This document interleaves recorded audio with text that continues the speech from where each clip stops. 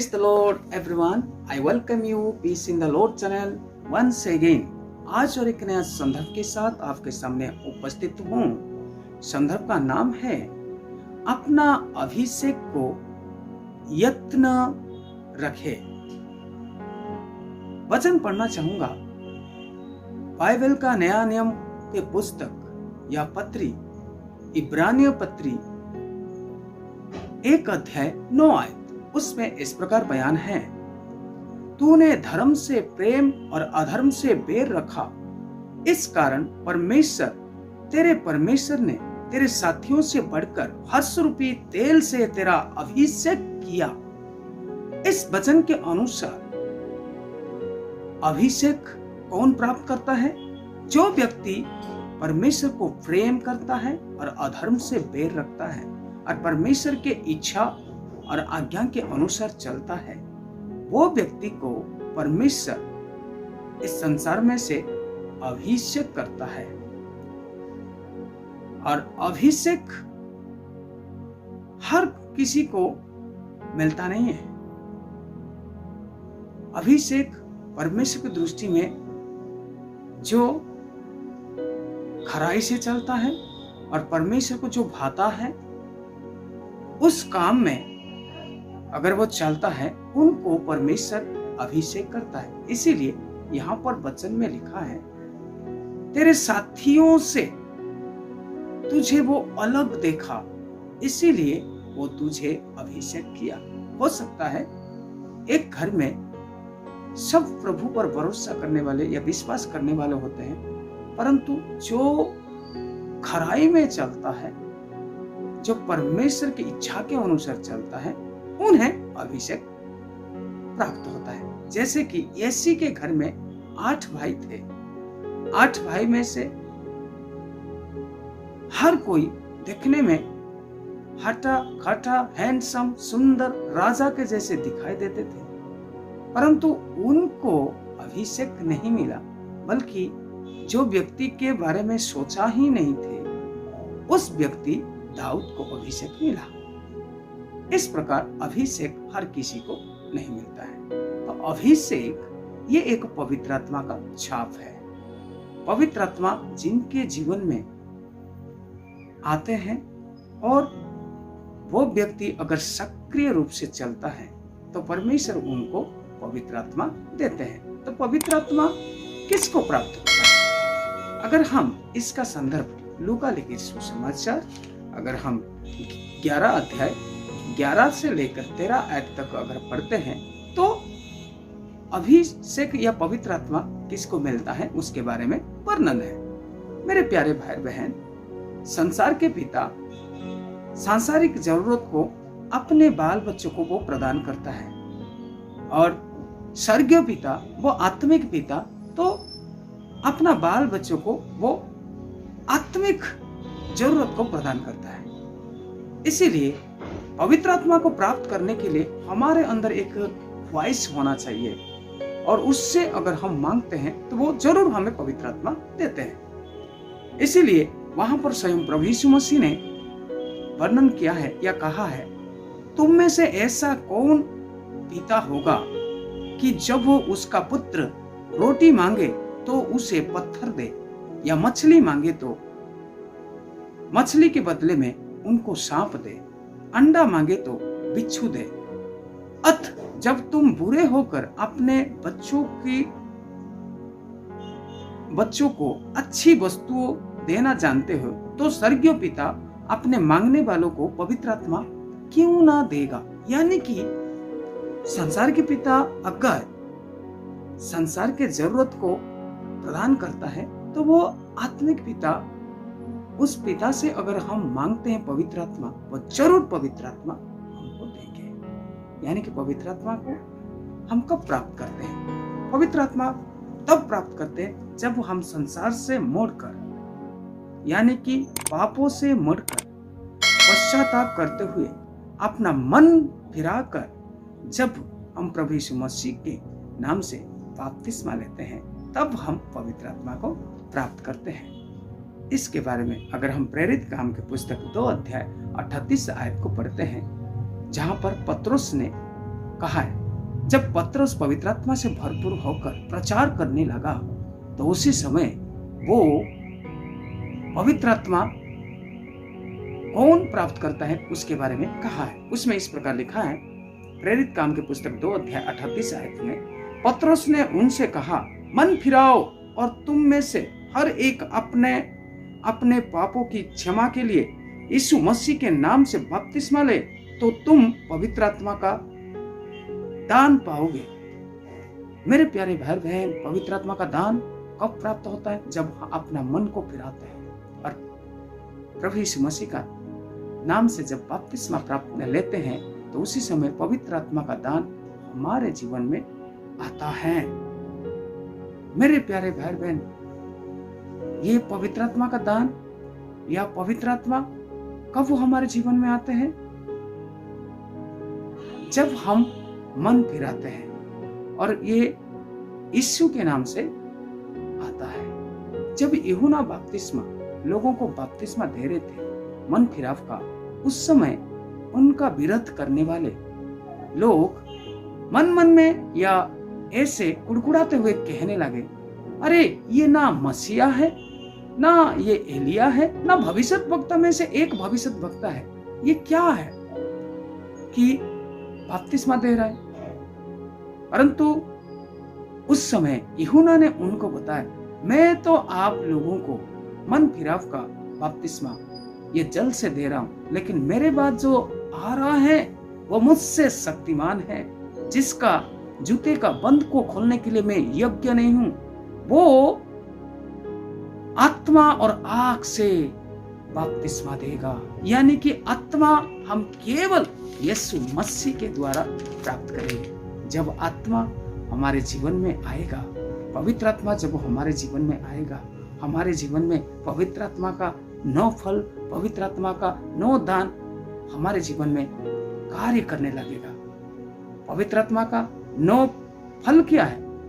हम गैलेशियन या गलाती पुस्तक अगर 5 अध्याय 22 से लेकर 23 आयत तो पढ़ते हैं तो उसमें पवित्र आत्मा का फल के बारे में लिखा है। पवित्र आत्मा का फल क्या है? प्रेम, आनंद, शांति, धीरज, कृपा, भलाई, विश्वास, नम्रता और संयम। और पवित्र आत्मा का दान या गिफ्ट क्या है? अगर हम पहला करंथिया 12 अध्याय 4 से लेकर 11 आयत तक अगर हम पढ़ते हैं तो उसमें पवित्र आत्मा का दान के बारे में लिखा है। उसमें 9 दान के बारे में लिखा है। टंग, अन्य भाषा बोलने का दान पवित्र आत्मा की ओर से हमें मिलता है। इंटरप्रिटेशन का मतलब है अनुवाद या ट्रांसलेट करना। ये एक परमेश्वर की ओर से वरदान होता है। जिनको ये दान मिलता है, जितने भी भाषा है वो भाषा को वो समझ लेता है और अपना जो सरल भाषा है उसमें वो कन्वर्ट करता है। विजडम का मतलब है बुद्धि। ये पवित्र आत्मा का एक दान है। और नॉलेज, ज्ञान, फेथ, विश्वास, प्रोफेसी, भविष्यवाणी करना, हीलिंग, चांगाई करना, मिराकल, अद्भुत अलौकिक कार्य करना, डिस्टिंग्विश ऑफ स्पिरिट, आत्मा का फर्क। ये इस प्रकार से 9 दान पवित्र आत्मा की ओर से मिलता है। तो जब ये पवित्र आत्मा का फल और जब पवित्र आत्मा का दान हमारे जीवन में छलकने लगेगा तो मेरे प्यारे भाई बहन, हम भी परमेश्वर के नाम से अद्भुत अनोखे कार्य कर सकते हैं। परंतु पवित्र आत्मा को किसी प्रकार से हम ना बुझाए। अगर पवित्र आत्मा को हम बुझा देते हैं तो हमारे जीवन में हम कितने भी कुछ करें, परमेश्वर किसी प्रकार से महिमा नहीं पाएंगे। हो सकता है हमारे जीवन में वचन बोलने का तरीका है, अगर हम वचन बोलेंगे लोग संतुष्टि होंगे, परंतु परमेश्वर किसी प्रकार से संतुष्टि नहीं होंगे। हमारे अंदर गाना गाकर परमेश्वर को महिमा करने का दान है, परंतु अगर हमारे जीवन में पवित्र आत्मा नहीं है, वो परमेश्वर किसी प्रकार से संतुष्ट नहीं होंगे हमारा गाने के द्वारा। इसीलिए पवित्र आत्मा को नहीं बुझाना। इसीलिए बोझ के साथ संत पौलुस थेसलोनिके पत्री में उस मंडली को कहा है, आत्मा को नहीं बुझाना। अगर पहला थेसलोनिके 5 अध्याय 16 आयत से लेकर 19 आयत तक अगर पढ़ते हैं तो उसमें उसका बयान है। 16 आयत में कहता है, सदा आनंदित रहो। सदा आनंदित प्रभु के साथ रहना है, क्योंकि फिलिपियों 4:4 में कहता है, प्रभु में आनंदित रहो। फिर से मैं कहता हूं, प्रभु में आनंदित रहो। यानी कि प्रभु में हमेशा सुख या दुख, हर एक परिस्थिति में, in all kinds of circumstance, we should be happy, be pleasure, be enjoy। तो परमेश्वर हमारे द्वारा महिमा पाएंगे। और दूसरी बात है 17 आयत में कहता है, निरंतर प्रार्थना में लगे रहो। हमेशा प्रार्थना, यानी कि परमेश्वर के साथ अपना संबंध को जोड़ के रखना है। अगर हमारा संबंध परमेश्वर के साथ निरंतर है तो परमेश्वर हमारे द्वारा महिमा पाएंगे। और 18 आयत में, हर एक बात में धन्यवाद करो, क्योंकि तुम्हारे लिए यीशु मसीह में परमेश्वर की यही इच्छा है। हर एक परिस्थिति में परमेश्वर का धन्यवाद। चाहे हमारे जीवन में दुख आता है, उस परिस्थिति में भी परमेश्वर का धन्यवाद है। अगर हमारे जीवन में सुख आता है, उस परिस्थिति में परमेश्वर का धन्यवाद करें। तो इस प्रकार हम करते हैं तो परमेश्वर का महिमा प्रभु यीशु मसीह के द्वारा होगा और परमेश्वर का इच्छा को हम सफल करते हैं। और 19 आयत में कहता है, आत्मा को ना बुझाओ, यानी कि पवित्र आत्मा को किसी प्रकार से ना बुझाए।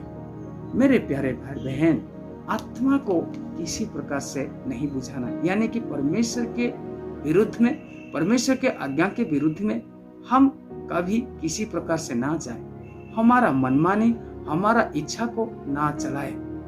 मेरे प्यारे भाई बहन, जो व्यक्ति पवित्र आत्मा का शक्ति पाया, पवित्र आत्मा के बल से अलौकिक कार्य किया, उस व्यक्ति अगर परमेश्वर के खिलाफ में गया, जब उनके जीवन से पवित्र आत्मा हट गया, निकल गया, तो मेरे प्यारे भाई बहन, उनके साथ जो अलौकिक कार्य हुआ करता था वो बंद हो गया।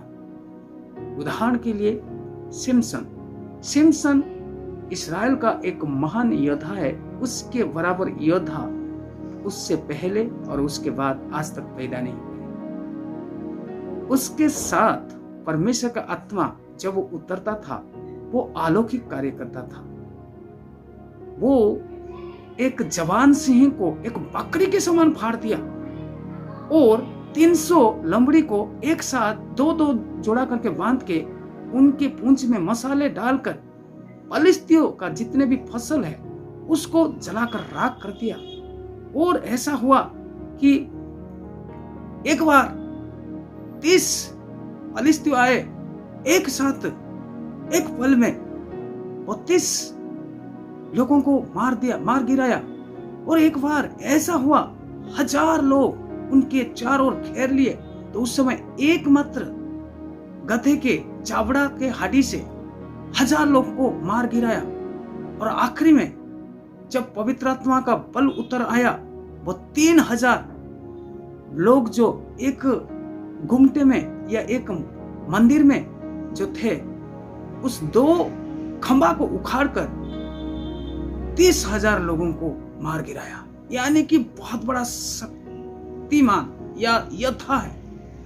परंतु उस व्यक्ति परमेश्वर के इच्छा को ध्यान नहीं दिया। परमेश्वर जो आज्ञा दिया था, आज्ञा ये दिया था कि सिमसन को किसी प्रकार से उनके सिर पर छुरा ना लगाया जाए या उनके सर को मुड़ाया ना जाए। परंतु वो अपना पत्नी की बातों में आकर वो कह दिया उस रहस्य बातों को परमेश्वर के खिलाफ में, तो परमेश्वर का आत्मा उसके जीवन से दूर हो गया और वो गिड़गिड़ाया, परंतु वो मौका उन्हें नहीं मिला। शाऊल राजा भी परमेश्वर के इच्छा के खिलाफ गया, अपना मनमानी चलाया, उसके कारण उसके जीवन से भी पवित्र आत्मा उतर गया। वो सामुएल भविष्यद्वक्ता के पास जाकर गिड़गिड़ाए, परंतु परमेश्वर की ओर से वाणी आया, उसने मेरे आज्ञा को तुच्छ जाना, इसलिए मैं उनको इस्राएल का राजा होने से मैं त्याग दिया। दाऊद जो प्रतापशाली राजा था और उसने जब गलत किया था, व्यभिचारी किया था, उसको मालूम हो गया था कि मैं किसी प्रकार से परमेश्वर के जन होने के लिए लायक नहीं हूँ और परमेश्वर का आत्मा मेरे जीवन में और रह नहीं पाएगा। इसीलिए वो भजन संहिता 51 भजन संहिता में वो अपने आप को गिड़गिड़ाते हुए, पश्चाताप करते हुए परमेश्वर से प्रार्थना करता है, हे परमेश्वर, हे प्रभु, मेरे जीवन से अपना आत्मा को ना उठा या मुझे अपने सामने से ना दूर कर। मैं वो वचन पढ़ना चाहूंगा। भजन संहिता 51 का 5 आयत, उसमें इससे लिखा है, मुझे अपने सामने से निकाल ना दे और अपने पवित्र आत्मा को मुझसे अलग ना करे। यानी कि दाऊद यहाँ पर गिड़गिड़ाते हुए वो कहने लगा कि हे पवित्र, हे परमेश्वर, तेरे सम्मुख से मुझे दूर मत कर और पवित्र आत्मा मेरे से ना हटा।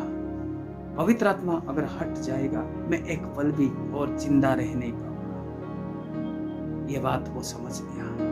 इसीलिए मेरे प्यारे भाई बहन, पवित्र आत्मा को हम किसी प्रकार से अपने जीवन से दूर ना करें और हम कोशिश करें परमेश्वर की इच्छा के अनुसार, आज्ञा के अनुसार चलते रहे, तो वो पवित्र आत्मा जो अभिषेक हमारे साथ है वो अलौकिक रूप से कार्य करेगा।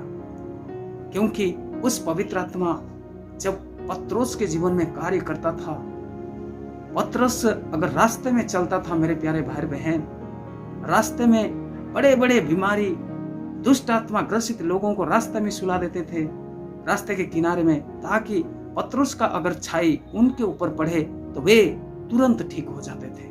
पौलुस के जीवन में जब पवित्र आत्मा कार्य करता था, जब वो हाथ उठाकर वो प्रार्थना में लगे रहता था, उसी समय लोग आते थे, ये प्रार्थना में व्यस्त है, इसीलिए लोगों के अंदर एक विश्वास जागृत हुआ करता था। वे अपना रुमाल को उस पौलुस के शरीर में स्पर्श कराते जाकर बीमारी या दुष्ट आत्मा ग्रसित लोगों को स्पर्श कराते थे, तो वे उसी घड़ी ठीक हुआ करते थे। पवित्र आत्मा का वो कार्य है, वो पवित्र आत्मा हमारे जीवन में भी है। इसलिए उस पवित्र आत्मा को हम ना बुझाए, आत्मा को ना बुझाए। परमेश्वर की ओर से जो अभिषेक है, उस अभिषेक को हम बनाए रखें, यत्न रखें। प्रभु इस वचन के द्वारा आप लोग को आशीष करें। आमीन। Praise the Lord. May God bless you. अगर आप इस वचन से आशीषित है, इस वचन को बहुत लोगों में आप शेयर करें, सब्सक्राइब करें अगर अब तक सब्सक्राइब नहीं किया है, और कमेंट, लाइक करें। प्रभु और आशीष करें। आमीन।